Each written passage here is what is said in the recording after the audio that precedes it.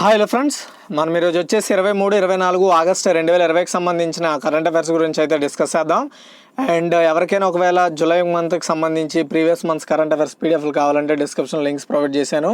So ఎవరైనా కావాలనుకుంటే by చేయండి. అంతేకాకుండా ఎవరికైనా చెన్నైలో జస్ట్ ₹5 మాత్రమే డాక్టర్గా పనిచేసి ₹5 ఫీజు మాత్రమే తీసుకునే డాక్టర్ గురించి ఎవరైనా తెలుసుకోవాలంటే ఒక డెడికేటెడ్ వీడియో చేశాను. ఆ లింక్ డిస్క్రిప్షన్లో ఇస్తాను, చూసి నచ్చితే ఆ ఛానల్ కూడా సబ్స్క్రైబ్ చేసుకొని ఫాలో అవ్వండి. అండ్ ఇంకో విషయం ఏంటంటే, నేను ఈరోజు ఆఫ్టర్నూను ఐఎఫ్ఎస్ ఆఫీసర్ ఎలా అవ్వాలి, వాళ్ళ పనులు ఏంటి అనేది మొత్తంగా ఒక వీడియో చేశాను, మన ఛానల్లో ఉంటుంది, అది కూడా చూడండి. ఓకేనా? అండ్ డిస్క్రిప్షన్లో పెడతాను ₹5 డాక్టర్ గురించి, చాలా ఇంట్రెస్టింగ్గా ఉంటుంది, ఎవరైనా చూడాలనుకుంటే చూడొచ్చు. అండ్ మొన్న కరెంట్ అఫైర్స్లో అంటే ఇప్పుడు 22nd కరెంట్ అఫైర్స్లో ఒక క్వశ్చన్ అడిగాను, నాషా ముక్త్ భారత్ ప్రచారాన్ని ఏ మంత్రిత్వ శాఖ ప్రారంభించింది అని.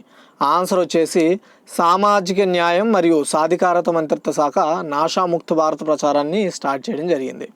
అండ్ ఈరోజు యొక్క కరెంట్ అఫైర్స్లో క్వశ్చన్ ఏంటి అంటే, మధ్యప్రదేశ్లోని గ్వాలియర్ చంబల్ ఎక్స్ప్రెస్ వేకు ఎవరు పేరు పెట్టారు? సుష్మా స్వరాజ్, అరుణ్ జైట్లీ, అటల్ బిహారీ వాజ్పేయి, బాబులాల్ గౌర్.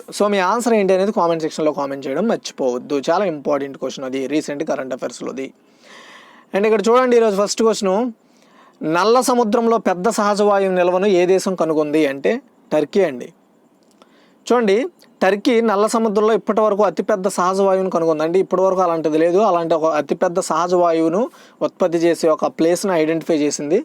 ఇది రష్యాతో సహా ఇతర దేశాల నుండి ఇంధన దిగుమతులపై ఆధారపడటాన్ని టర్కీకి తగ్గిస్తుందంట. రాష్ట్రపతి చేసిన ప్రకటన అంటే టర్కీ రాష్ట్రపతి చేసిన ప్రకటన ప్రకారం 320 బిలియన్ల క్యూబిక్ మీటర్ల సహజ వాయువు అక్కడ ఉందని ఐడెంటిఫై చేశారంట. తూర్పు మధ్యధర ప్రాంతంలో వివాదాస్పద జలాల్లో నాటో మిత్ర దేశాలు గ్రీన్ మరియు మధ్య ఉద్రిక్తుల మధ్య ఈ ఆవిష్కరణ అయితే ఈ కనుగొనడం జరిగింది. అండ్ టర్కీ తన ఇంధన వనరుల కోసం రష్యా, ఇరాన్ మరియు ఇరాక్లపై ఎక్కువగా ఆధారపడుతున్న దేశం. నెక్స్ట్ 2, నువాబై అనేది దేనికి సంబంధించిన పండుగ అంటే వ్యవసాయానికి, మెయిన్గా రైతులకు. ఓకేనా? వ్యవసాయంలో రైతులకు సంబంధించింది ఈ నువాబై అనే ఒక ఫెస్టివల్. చూడండి, దేశంలో కొన్ని ప్రాంతాల్లో ముఖ్యంగా ఒడిస్సాలో అండ్ అంతేకాకుండా జరుపుకునే పంట కోత పండుగ అనమాట ఇది నువాబై అనేది ఒడిస్సాలో పంట కోత, అంటే ఇప్పుడు వరిని వేస్తారు కదా, దాని యొక్క కోతకు సంబంధించిన ఫెస్టివల్ అనమాట. ఓకేనా? నువాబై లేదా నవాబై అనేది వ్యవసాయ పండుగ. దీనిని ఎక్కువగా పశ్చిమ ఒడిస్సాలో అండ్ దక్షిణ ఛత్తీస్గఢ్లో ప్రజలు ఎక్కువగా సెలబ్రేట్ చేసుకుంటారు. సీజన్ యొక్క కొత్త బియ్యాన్ని స్వాగతించడానికి నువాబైను జరుపుకుంటారనమాట. అంటే ఈ పంటలో వేసిన బియ్యాన్ని మార్కెటింగ్ చేయడం కోసమో లేదంటే తినడం కోసమో దేనికో కోసమో ఈ నువాబై లేదా నవాబై అనే ఒక ఫెస్టివల్ని సెలబ్రేట్ చేసుకోవడం జరుగుతుందనమాట. ఓకేనా?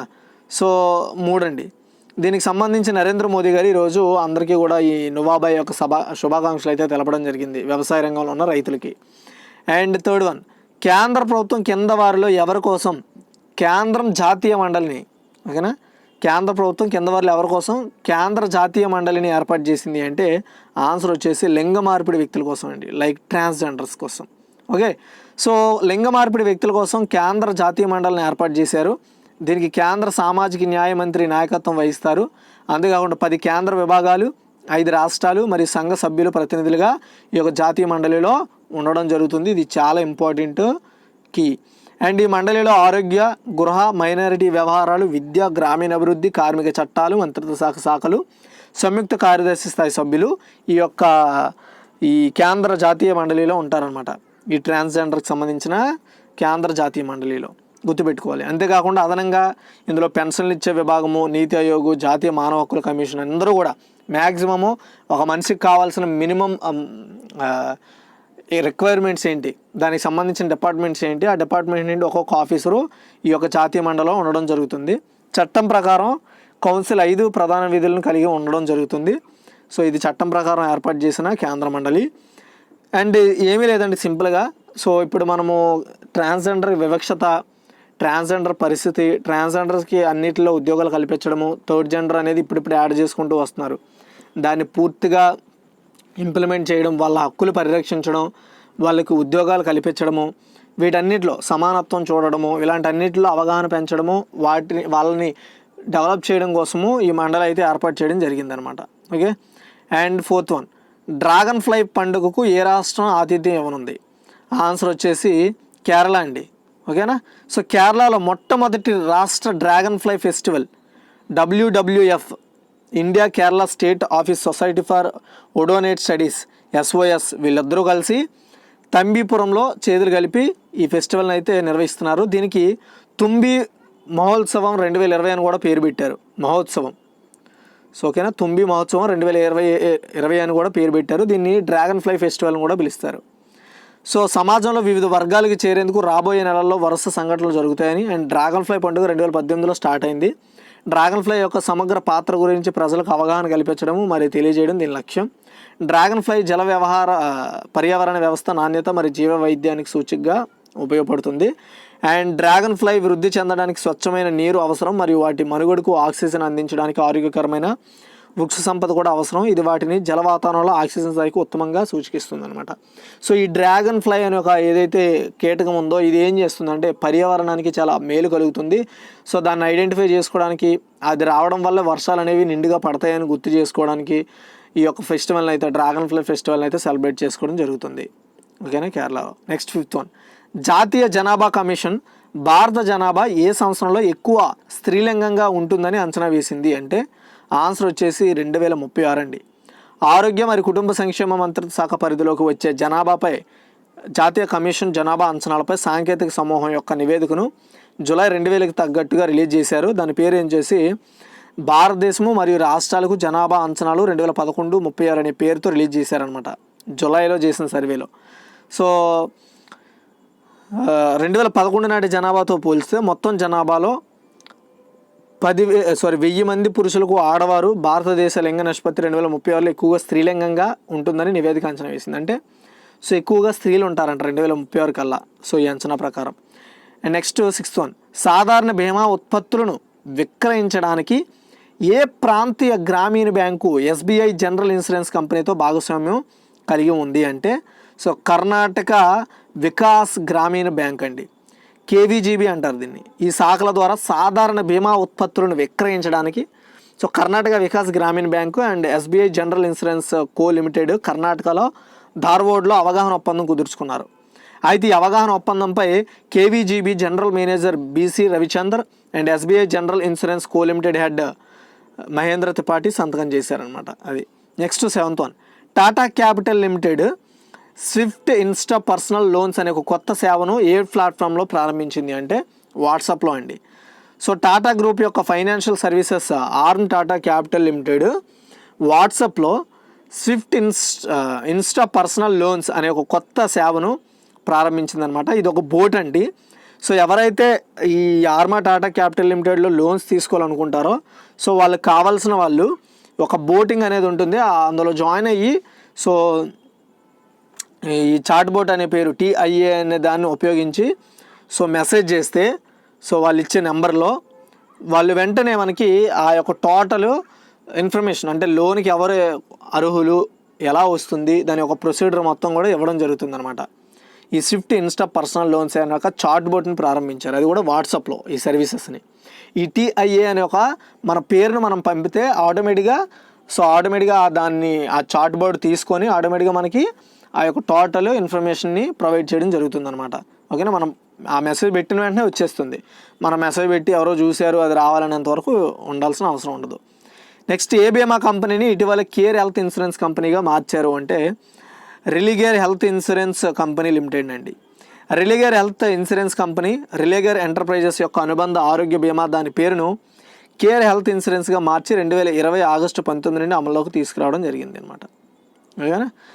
నెక్స్ట్ 9th వన్ అండి, డాక్టర్ అశోక్ K వైద్య సంపాదకీయం అంటే డాక్టర్ అశోక్ గే గారు రాసిన గ్యాస్ట్రిక్ క్యాన్సర్ అనే ఒక పుస్తకాన్ని ఎవరు ప్రారంభించారు అంటే జితేంద్ర సింగ్ అండి. కేంద్ర మంత్రి డాక్టర్ జితేంద్ర సింగ్ క్యాన్సర్ గురించి ఒక పుస్తకాన్ని విడుదల చేశారు. డాక్టర్ అశోక్ K వైద్ అనే వ్యక్తి రాసిన పుస్తకం గ్యాస్ట్రిక్ క్యాన్సర్. సో ఇతను ఏంటంటే అతను ఎవరు, ఈ అశోక్ K వైద్ గారు, అతను ఒక ప్రఖ్యాత అంకాలజిస్ట్. అంతేకాకుండా ఈ వైద్య రంగంలో చేసిన కృషికి 2019 అతనికి పద్మశ్రీ అవార్డు కూడా ఇచ్చారు. అయితే అతను రాసిన గ్యాస్ట్రిక్ క్యాన్సర్ అనే పుస్తకాన్ని కేంద్ర మంత్రి డాక్టర్ జితేంద్ర సింగ్ గారు స్టార్ట్ చేశారు, అంటే రిలీజ్ చేశారు, లాంచ్ చేశారు. అంకాలజీపై 3 రోజులు వర్చువల్ కాన్ఫరెన్స్ సందర్భంగా ఏర్పాటు చేసిన ప్రత్యేక సెషన్లో ఈ పుస్తకాన్ని రిలీజ్ చేశారు. ఈ పుస్తకాన్ని స్ప్రింగర్ హెల్త్ కేర్ ఎడ్యుకేషన్ ప్రచురించింది. ఓకేనా. నెక్స్ట్ 10 అండి, జ్యువెలర్స్ మరియు అస్సేయింగ్ అంతేకాకుండా హాల్ మార్కింగ్ కేంద్రాల రిజిస్ట్రేషన్ మరియు పునరుద్ధరణ యొక్క ఆన్లైన్ వ్యవస్థను ప్రభుత్వం ప్రారంభించింది. దీని పోర్టల్ పేరు ఏమిటి అంటే ఆన్సర్ వచ్చేసి www.manakonline.in అనమాట. కేంద్ర వినియోగదారుల వ్యవహారాల ఆహార మరియు ప్రజా పంపిణీ శాఖ మంత్రి Sriram Vilas Paswan online registration and jewellers పునరుద్ధరణ వ్యవస్థతో పాటు అస్సెయింగ్ మరియు హాల్మార్కింగ్ కేంద్రాల గుర్తింపు మరియు పునరుద్ధరణ యొక్క ఆన్లైన్ వ్యవస్థను వాస్తవంగా స్టార్ట్ చేశారు. దాని ఒక పేరు వచ్చేసి www.manakonline.in ద్వారా పొందొచ్చు అనమాట. అంటే ఎవరైనా జ్యువెలరీస్ని పునరుద్ధరణ చేసుకోవాలన్నా అండ్ ఆన్లైన్ రిజిస్ట్రేషన్ చేసుకోవాలన్నా వాళ్ళకి ఇది ఉపయోగపడుతుంది అనమాట. Okay. And next 11, who painted my lust red పుస్తక రచయిత ఎవరు? ఆన్సర్ వచ్చేసి శ్రీ అయ్యర్ అండి. Who painted my lust red అనే ఒక పుస్తకం శ్రీ అయ్యర్ రచించారనమాట. ఈ పుస్తకం బాలీవుడ్ క్రికెటర్ రాజకీయ నాయకులను సంబంధించి ఈ పుస్తకంలో ప్రచురించడం జరిగింది వాళ్ళ గురించి. నెక్స్ట్ 12, గిగ్ ఏ ఆపర్చునిటీస్ పేరుతో ఏ బ్యాంకు చొరవ ప్రారంభించింది అంటే ఆన్సర్ వచ్చేసి యాక్సిస్ బ్యాంక్ అండి. సో యాక్సిస్ బ్యాంకు గిగ్ ఏ ఆపర్చునిటీస్ పేరుతో ఒక చొరవను స్టార్ట్ చేసింది.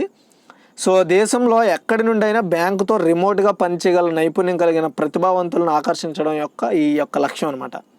సో ఎక్కడి నుండి అయినా సరే మల్టీటాస్క్డ్గా అండ్ ఇంటెలిజెంటెడ్గా పనిచేయడం కోసం వాళ్ళని ఆకర్షించడానికి యాక్సిస్ బ్యాంక్కి గిగే ఆపర్చునిటీస్ పేరుతో ఒక చొరవను ప్రారంభించింది. Next 13, ICICI Lombard general insurance company ఏ బీమా కంపెనీతో విలీనం అవుతున్నట్లు ప్రకటించింది అంటే భారతీయ ఆక్సా జనరల్ ఇన్సూరెన్స్ కంపెనీ. ఇది సెంట్రల్ గవర్నమెంట్కి చెందిన కంపెనీ. ఇందులో ICICI Lombard general insurance company విలీనం అవుతున్నట్లు ప్రకటించడం జరిగింది. తమ వ్యాపారాలు ఇందులో విలీనం చేస్తున్నామని అనౌన్స్ చేసింది. Next 11, US and India strategic partnership forum, దీన్ని USISPF అంటారు. దీని యొక్క 2020 లీడర్షిప్ అవార్డులను కింద వారిలో ఎవరు ఎంపికయ్యారు? ఈ అవార్డులకు కింద వారిలో ఎవరు ఎంపికయ్యారంటే ఆనంద్ మహీంద్రా మరియు శాంతాను నారాయణ్. ఆనంద్ మహీంద్రా వచ్చేసి మహీంద్రా గ్రూప్ కంపెనీస్కి హెడ్ అండ్ శాంతాను నారాయణ్ వచ్చేసి అడోబ్ కంపెనీకి హెడ్ అనమాట. చూడండి, ఆనంద్ మహీంద్రా గ్రూప్ చైర్మన్, అంతేకాకుండా శాంతాను నారాయణ్ అడోబ్ చైర్మన్ అనమాట, అంతేకాకుండా CEO. వీళ్ళకి 2020 లీడర్షిప్ అవార్డులను US and India strategic partnership forum వాళ్ళు అందజేయడం జరిగింది. సో అందజేస్తారు. అండ్ 15, AICC అధ్యక్ష పదవికి సోనియా గాంధీ రాజీనామా చేస్తూ ఎవరి పేరుని సిఫారసు చేశారంటే AICC అంటే ఆల్ ఇండియా కాంగ్రెస్ కమిటీ అనమాట. ఈ యొక్క అధ్యక్ష పదవికి సోనియా గాంధీ గారు రాజీనామా చేశారు. చేస్తూ ఎవరి పేరుని ప్రతిపాదించారు అంటే డాక్టర్ మన్మోహన్ సింగ్ అండి, మాజీ ప్రధాని మనకి. సో ఈవిడ ఉదయం 11 గంటలకు Congress working committee video conference ద్వారా సమావేశమై తర్వాత ఈవినింగ్ 2 or 3 టైంకి నేను ఈ అధ్యక్ష పదవికి రాజీనామా చేస్తున్నానని ప్రకటిస్తూ సో ఇకపై ఈ పదవికి అర్హుడు అంటే సమర్థంగా పనిచేసే వ్యక్తి మన్మోహన్ సింగ్ అని అతన్ని ప్రస్తావిస్తూ ఆవిడ నేను ఇంక రాజీనామాను చేస్తున్నట్టు చెప్పడం జరిగింది. సో ఈ సందర్భంగా అధ్యక్ష పదవికి సోనియా మాజీ ప్రధాని మన్మోహన్ సింగ్ పేరును ప్రతిపాదించారనమాట. ఓకేనా. నెక్స్ట్ 16, కేంద్ర మాజీ ఆర్థిక శాఖ మంత్రి అరుణ్ జైట్లీ 8వ వర్ధంతి సందర్భంగా ప్రధాని నరేంద్ర మోదీ సోమవారం ఘన నివాళులు అర్పించారు. అంటే మొదటి వర్ధంతి అంటే ఈ రోజుకి అతను చనిపోయి 1 year కంప్లీట్ అయింది. కేంద్ర మాజీ ఆర్థిక శాఖ మంత్రి దివంగత అరుణ్ జైట్లీ ప్రథమ వర్ధంతి అంటే మొదటి వర్ధంతి సందర్భంగా ప్రధాని నరేంద్ర మోదీ సోమవారం ఘన నివాళులు అర్పించారు. ఈ సందర్భంగా ఆయన గత ఏడాది ఇదే రోజున నా స్నేహితుని కోల్పోయానంటూ ట్వీట్ చేశారు. ఆయన మేధా సంపత్తి, వ్యక్తిత్వ వికాసం మరువలేనిదని చెప్పడం జరిగింది. వీళ్ళిద్దరూ మంచి ఫ్రెండ్స్ అనమాట, స్నేహితులు. నెక్స్ట్ 17, దేశంలో పొడవైన నది రోప్వే ప్రాజెక్ట్ని ఏ రాష్ట్రంలో నిర్మించారు అంటే ఆన్సర్ వచ్చేసి అసోం అండి. చూడండి, బ్రహ్మపుత్ర నది యొక్క ఉత్తర మరియు దక్షిణ ఒడ్డులను కలుపుతూ దీర్ఘకాలం పెండింగ్లో ఉన్న గౌహతి ప్యాసింజర్ రోప్వే ప్రాజెక్టును రాష్ట్ర ఆర్థిక ఆరోగ్య కుటుంబ సంక్షేమ శాఖ మంత్రి హిమంత్ బిశ్వ శర్మ అధికారికంగా ప్రారంభించారు ఈరోజు. అంటే రోప్వే అనమాట, చూసారు చిన్న చిన్న బాక్సుల్లో ఉండి ప్రయాణిస్తారు అటు ఇటు అలా. ఉత్తర ఒడ్డు నుండి దక్షిణ ఒడ్డుకు ప్రయాణించడానికి రోప్వేను ప్రారంభించారు. ఈ రోప్వేలో మనం ఎక్కి ఈ ఒడ్డు నుండి ఆ ఒడ్డుకి వెళ్ళొచ్చు అనమాట. ఇది కూడా బ్రహ్మపుత్ర నదిపై ఏర్పాటు చేశారు, గుర్తుపెట్టుకోండి. రేపటి నుంచి ఇది ప్రజలకి అందుబాటులోకి తీసుకొస్తారు. మొత్తం 2 కిలోమీటర్ల పొడవైన రోప్వే ఇటు నుంచి అటువైపు 7 నిమిషాల్లో వెళ్ళొచ్చు. ప్రతి బ్యారేజ్లో 32 మంది ప్రయాణించవచ్చు. బ్యారేజ్ అంటే ఆ బాక్స్లో ఉంటుందని చెప్పాను కదా అందులో.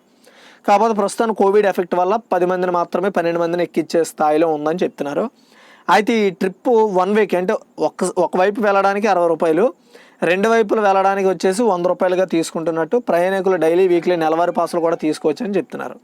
So next 18 fitness certificates and permits, licence, రిజిస్ట్రేషన్లతో పాటు ఇతర పత్రాల వ్యాలిడిటీ గడువును ఈ ఏడాది డిసెంబర్ 31 వరకు పొడిగిస్తున్నట్లు కేంద్ర ప్రభుత్వం ప్రకటించింది. ఏ యాక్ట్ కింద ఈ నిర్ణయం తీసుకున్నారు అంటే మోటార్ వెహికల్స్ యాక్ట్ 1988 అండి. చూడండి, fitness certificates and permits, licence, రిజిస్ట్రేషన్లతో పాటు ఇంకా ఏవైతే డాక్యుమెంట్స్ ఉంటాయో వాటి వ్యాలిడిటీని డిసెంబర్ 31 వరకు పొడిగిస్తున్నట్లు కేంద్ర రాష్ట్ర రోడ్డు రవాణా అండ్ జాతీయ రహదారుల శాఖ వెల్లడించింది. కరోనా ప్రభావం, కంటైన్మెంట్ జోన్లలో అమలవుతున్న లాక్డౌన్ కారణంగా వల్ల ఈ మేరకు ఈ నిర్ణయం తీసుకున్నారు. ఎందుకంటే ఇప్పుడు వ్యాలిడిటీ అయిపోతే అందరూ ఆఫీసులకు వెళ్ళి పడతారు కదా. సో దానివల్ల అక్కడ ఆఫీసులో రద్దీ ఉంటుంది, దానివల్ల కరోనా విజృంభణ అనేది పెరిగే అవకాశం ఉంటుందని దృష్టిలో పెట్టుకొని ఇంక దీన్ని ఈ సంవత్సరం డిసెంబర్ 31 వరకు పొడిగించేశారు. అయితే motor vehicles act 1988, central motor vehicles rules 1989 ప్రకారం ఈ గడువును పొడిగించారు. నెక్స్ట్ 19 1000 ఏళ్ల క్రితం నాటి 425 బంగారు నాణేలను గుర్తించినట్లు ఏ దేశ పురాతన అథారిటీ తెలిపింది అంటే ఇజ్రాయెల్ అండి. 1000 ఏళ్ల క్రితం నాటి బంగారు నాణేలను గుర్తించారు శాస్త్రవేత్తలు. అబ్బాసిద్ కాలానికి గుర్తుపెట్టుకోవాలి, అబ్బాసిద్ కాలానికి చెందిన 425 బంగారు నాణేలను గుర్తించినట్లు పురావస్తు శాస్త్రవేత్తలు వెలికి తీశారు. ఆగస్టు 18న ఈ నిధిని కనుగొన్నట్లు ఇజ్రాయెల్ పురాతన అథారిటీ ఈరోజు అనౌన్స్ చేసింది. ఇవి తొలి ఇస్లామిక్ నాణేలను అంటిక్విటీస్ అథారిటీస్ పురావస్తు శాఖ శాస్త్రవేత్తలు లియాత్ నడావ్, జివ్ ఎలా హడ్డాడ్ ఒక సంయుక్త ప్రకటనలో అనౌన్స్ చేశారు. ఇంత మొత్తంలో అత్యంత పురాతన నాణేలు దొరకడం ఇజ్రాయెల్లో మొదటిసారి ఇదేనంట. నెక్స్ట్ 20 చైనా కొత్త ఆప్టికల్ రిమోట్ సెన్సింగ్ ఉపగ్రహం పేరు ఏమిటి అంటే ఆన్సర్ వచ్చేసి గాఫెన్ 9. చూడండి, వాయువ్య చైనాలో జియుక్వాన్ ఉపగ్రహ ప్రయోగ కేంద్రం నుండి చైనా కొత్త ఆప్టికల్ రిమోట్ సెన్సింగ్ ఉపగ్రహాన్ని విజయవంతంగా ప్రయోగించింది. ఈ ఉపగ్రహాన్ని లాంగ్ మార్చ్ 2D క్వారియర్ రాకెట్ ద్వారా కక్షలోకి పంపిస్తారు. సో పంపడం జరిగింది. మల్టీ ఫంక్షనల్ టెస్ట్ ఉపగ్రహం మరియు TN-2-5 అనే మరొక ఉపగ్రహాన్ని కూడా రాకెట్ ద్వారా ప్రయోగించారు. ఈ యొక్క గాఫెన్ 9ను అంతేకాకుండా ఈ గాఫెన్ 9-5 అంటారన్నమాట, బ్రాకెట్లో 5 వస్తుంది. దీంతోపాటు TN-2-5 అనే ఒక ఉపగ్రహాన్ని కూడా ప్రారంభించారనమాట. ఇది ఒక ఆప్టికల్ రిమోట్ సెన్సింగ్ ఉపగ్రహం. జూన్లో 3వ గాఫెన్ 9 ఉపగ్రహాన్ని ప్రయోగించింది. ఈ నెల ప్రారంభంలో 4వది ఇది. మునుపటి ఉపగ్రహాలు మీటర్ రెజల్యూషన్ చిత్రాలను అందించగల సామర్థ్యాన్ని ఇది కలిగి ఉంటాయి. అండ్ రిమోట్ సెన్సింగ్ అనే పదం సాధారణంగా భూమిపై వస్తువులను గుర్తించడానికి ఉపయోగిస్తారనమాట. అందుకని దీనికి రిమోట్ సెన్సింగ్ అనే పేరు పెట్టడం జరిగింది. సింపుల్గా ఏం లేదండి, ఆకాశం నుండి ఫోటోలను క్లారిటీగా తీయడానికి ఈ గాఫెన్ అనే 9 అండ్ బ్రాకెట్లో 5 అంటే ఇది 5వది అనమాట. దీన్ని ప్రయోగించినట్లు సక్సెస్ చేసినట్లు చెప్పడం జరిగింది. దీన్ని ఎక్కడి నుండి ప్రయోగించారంటే జియుక్వాన్ ఉపగ్రహ ప్రయోగ కేంద్రం నుండి. ఓకే. అండ్ నెక్స్ట్ 21 అండి, ఏ దేశానికి చెందిన తొలి మహిళా గోల్ఫ్ క్రీడాకారిణి సోఫియా పోపో ఉమెన్స్ బ్రిటిష్ ఓపెన్ గెలుచుకుంది అంటే ఆన్సర్ వచ్చేసి జర్మనీ అండి. స్కాట్లాండ్లోని రాయల్ ట్రూన్లో జరిగిన 2 స్ట్రోక్ల ద్వారా ఉమెన్స్ బ్రిటిష్ ఓపెన్ను గెలుచుకున్న తరువాత ప్రపంచ నెంబర్ 304 సోఫియా పోపో జర్మనీ నుండి ప్రధాన టైటిల్ని కైవసం చేసుకుంది. 67 షూటింగ్ల తర్వాత థాయిలాండ్కి చెందిన జాస్మిన్ సువర్ణపుర రన్నరప్గా నిలిచింది. ఇది టోర్నమెంట్ చరిత్రలో చాలా అరుదైన విజయాలలో ఒకటి పూర్తి చేసింది అనమాట. ఓకే. అండ్ నెక్స్ట్ 22 అండి, కింద వాటిలో డోర్ స్టెప్ ATM సర్వీస్ ప్రారంభించిన బ్యాంక్ ఏది? ఆన్సర్ వచ్చేసి SBI బ్యాంక్ అండి. State bank of India SBI తన కస్టమర్లకు శుభవార్త చెప్పింది. జస్ట్ వాట్సాప్లో మెసేజ్ చేస్తే చాలు ATM మీ ఇంటికి వస్తుందని ప్రకటించింది. కస్టమర్ల కోసం డోర్ స్టెప్ ATM సర్వీస్ ప్రారంభించింది అతిపెద్ద ప్రభుత్వ రంగ బ్యాంక్ ఇదే. కస్టమర్లు వాట్సాప్లో మెసేజ్ చేస్తే ఆటోమేటిక్గా వాళ్ళ ఇంటి దగ్గరికి ఆ యొక్క ATM సంబంధించిన వ్యాన్ని తీసుకురావడం జరుగుతుంది. సో ఈ సర్వీస్ కోసం SBI కస్టమర్లు 7052911911 లేదా 7760529264 నెంబర్లకు కాల్ చేయడం లేదా వాట్సాప్ మెసేజ్ చేస్తే సరిపోతుందని చెప్పడం జరిగింది. నెక్స్ట్ 23 అండి, చింతపండు విత్తనాలు మరియు పారిశ్రామిక పత్తి వ్యర్థాలు వంటి వ్యర్థ జీవన పదార్థాల నుండి సరసమైన సూపర్ కెపాసిటర్ పరికరాలను తయారు చేయడానికి ఖర్చుతో కూడుకున్న ఎలక్ట్రోడ్ పదార్థాన్ని ఏ సంస్థ నుండి శాస్త్రవేత్తలు అభివృద్ధి చేశారంటే ARCI అండి. సో ARCI అంటే international advanced research centre for founder metallurgy and new materials. దీన్ని ARCI అంటారు. ఇందులోని శాస్త్రవేత్తలు సైన్స్ అండ్ టెక్నాలజీ విభాగానికి చెందిన శాస్త్రవేత్తలు, స్వయం ప్రతిపత్తి సంస్థ DST. చింతపండు విత్తనాలు మరియు పారిశ్రామిక పత్తి వ్యర్థాలు వంటి వ్యర్థ జీవ పదార్థాల నుండి సరసమైన సూపర్ కెపాసిటర్ పరికరాలను తయారు చేయడానికి కొన్ని ఖర్చుతో కూడుకున్న ఎలక్ట్రోడ్ పదార్థాలను భారతదేశం నుండి అభివృద్ధి చేశారు. వారి క్రియాశీలత ప్రక్రియ ద్వారా వ్యర్థ పదార్థాలను అధిక పోరస్ కార్బన్ ఫైబర్లుగా మార్చి తర్వాత పోరస్ కార్బన్ ఫైబర్లను అధిక పనితీరు గల సూపర్ కెపాసిటీ ఎలక్ట్రోడ్లుగా తయారు చేశారు. అది నెక్స్ట్ 24 సరిహద్దు వాణిజ్యాన్ని ప్రారంభించడానికి మరియు ఈ కామర్స్ మార్కెట్ను ప్రోత్సహించడానికి నేపాల్లోని సాస్టోడియల్తో ఏ సంస్థ భాగస్వామ్యం కలిగి ఉంది అంటే ఆన్సర్ వచ్చేసి ఫ్లిప్కార్ట్ అండి. సో వాల్మార్ట్ యాజమాన్యంలో ఉన్న ఫ్లిప్కార్ట్ నేపాల్ యొక్క సాస్టోడియల్తో వ్యూహాత్మక భాగస్వామ్యంలో ప్రవేశించింది. ఈ చర్య లక్షలాది మంది ఫ్లిప్కార్ట్ అమ్మకదారులకు పొరుగు దేశం యొక్క ఈ కామర్స్ మార్కెట్లోకి ప్రవేశించడానికి సహాయపడుతుందన్నమాట. బేబీ కేర్ మరియు పిల్లలు, ఆడియో పరికరాలు, పురుషులు దుస్తులు, మహిళలు, జాతి దుస్తులు అండ్ మరియు క్రీడలు అండ్ ఫిట్నెస్ వంటి విభాగాల్లో పనిచేసే ఫ్లిప్కార్ట్ మార్కెట్ అమ్మకదారుల నుండి 5,000కు పైగా ఉత్పత్తులను సాస్టోడియల్ హోస్ట్ చేస్తోంది. ఇది గుర్తుపెట్టుకోవాలి. అండ్ ఏమీ లేదండి, నేపాల్కి యొక్క అంటే ఈ ఫ్లిప్కార్ట్ అనేది నేపాల్ మార్కెట్లో అడుగు పెట్టడానికి సో అక్కడ ఈ కామర్స్ మార్కెట్ను ప్రోత్సహించడానికి సాస్టోడియల్తో అక్కడ అంటే నేపాల్లోని సాస్టోడియల్ అనే ఒక సంస్థతో ఒప్పందం పెట్టుకోవడం జరిగింది. Next 25 state bank of India బెంగళూరులో రియల్ ఎస్టేట్ ఒప్పందాలను పెంచడానికి ఏ సంస్థతో భాగస్వామ్యం కలిగి ఉంది అంటే సో అడా కార్నర్ అండి. ఓకేనా, అడా corner. So state bank of India real time group సంధి ఈ ప్లాట్ఫామ్ అడా కార్నర్తో భాగస్వామ్యంతో ఆన్లైన్ హోమ్ కార్నివల్ను ప్రారంభించింది. కార్నివల్లో కాబోయే గృహ కొనుగోలుదారులు ఎవరైతే హోమ్ కొనాలనుకుంటారో వాళ్ళకి కలిసి రావాలని ఆహ్వానిస్తుంది. అంతేకాకుండా రియల్ టైం ప్రతిపాదిక ఎంపాల్డ్ రియల్ ఎస్టేట్ అమ్మకదారులతో నేరుగా చర్చలు జరుపుతుంది అనమాట. ఏం లేదండి, కొనుగోలుదారులను ఆకర్షించడానికి ఈ చర్య తీసుకోవడం జరిగింది. దానికోసం అడా కార్నర్తో భాగస్వామ్యం చేసుకుందనమాట. ఓకేనా, అది నెక్స్ట్. సో చాలా ఎక్కువ క్వశ్చన్లు కాబట్టి నేను క్విక్ రివ్యూ చేయలేను, అర్థం చేసుకోండి. అండ్ ఈ వీడియో కానీ మీకు నచ్చితే లైక్ చేయండి, షేర్ చేయండి. మరిన్ని అప్డేట్స్ కోసం మన ఛానల్ ఫాలో అవుతుండండి. సో డిస్క్రిప్షన్ లింక్స్ ప్రొవైడ్ చేసిన ఎవరైనా వాచ్ చేయాలనుకుంటే చేయొచ్చు. Thanks for watching friends.